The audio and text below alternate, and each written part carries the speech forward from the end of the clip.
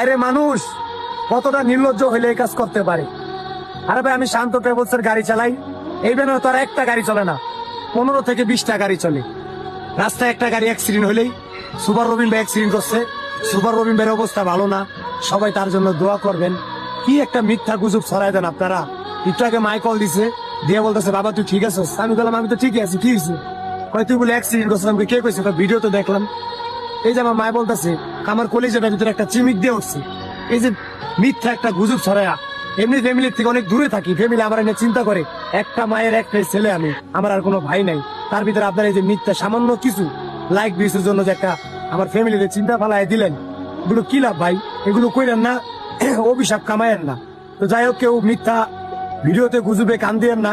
আমি আপনাদের দোয়া আল্লাহর মতো ভালো আছি, সবাই দোয়া করবেন যেন সবসময় ভালো থাকতে পারি। আল্লাহ হাফিজ।